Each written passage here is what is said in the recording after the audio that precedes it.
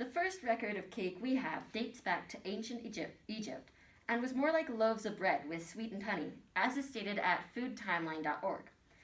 We've come a long way since then, with cakes becoming lighter and less bread-like, and creating many different varieties and flavors.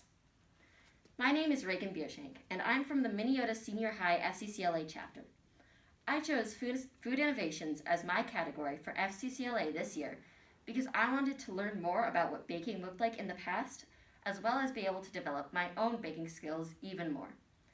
For my project, I chose to modernize the cocoa cake recipe from the cookbook 365 Cakes and Cookies, a cake and cookie for every day of the year. I chose this recipe because I felt it would be more compatible with a box mix than other recipes would that used more fresh ingredients. I also thought it would be appealing to consumers. Another reason I chose this recipe was because I wanted to create a mix that would withhold the integrity and flavor of a classic chocolate cake while still being able to appeal to modern audiences who may not have as much experience in baking and wanted a mix that would be simple and would still taste great. I used my fccla planning process to identify my concern of most modern cake mixes being unappealing and people losing the appreciation for more traditional recipes. My goal was to create a cake mix that would be easy to bake and still withhold the integrity of a traditional mix. The fccla planning process was helpful when it came to planning, organizing, and executing my project, especially when it came to what equipment and sanitary precautions I would be using. In order to complete my product, I used equipment that would be common in any kitchen, such as spatulas, an electric hand mixer, and mixing bowls. I also used soap to ensure my workspace was clean and oven mitts to protect my hand while I was taking the pan out of the oven.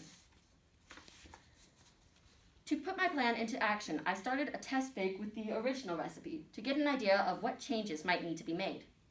After this test bake, I started on my first modified recipe. During my first trial, I modified my mix by swapping the softened butter with olive oil. I made this change so it would be more convenient for consumers, as well as making the cake less dry. I also replaced the vanilla with vanilla extract and baking flour with all-purpose flour, as well as specifying a 9x13 size pan to bake it in. These changes were made for consumer convenience as well. The final change I made was adding a cup of chocolate chips to make it more exciting and appealing for modern audiences. After making the cake, I tested my recipe on a group of 5 people. I gave my focus group a sheet with 3 different categories of evaluation: taste, texture, presentation, and overall opinion. This sheet was on a scale of 1 to 5, 5 being the best and 1 being the worst. I also added a space for any extra additional notes that my test group would want to leave. This was my method of evaluation for my cake. I got a few different responses. Most commonly, I found that people thought the cake was very light and tasted good.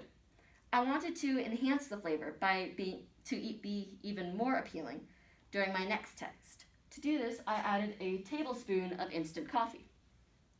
For my second test, I used a focus group of 10 people. This time around, the taste was good, but I got comments saying that many people found the cake to be dry. For my results, I found them to be fairly close.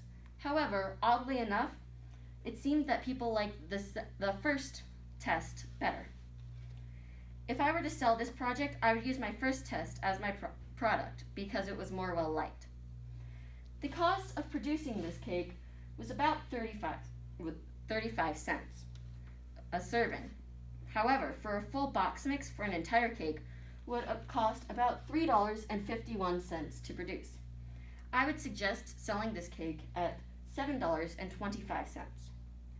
I would sell this in a cardboard packaging in order to best ship and produce the product.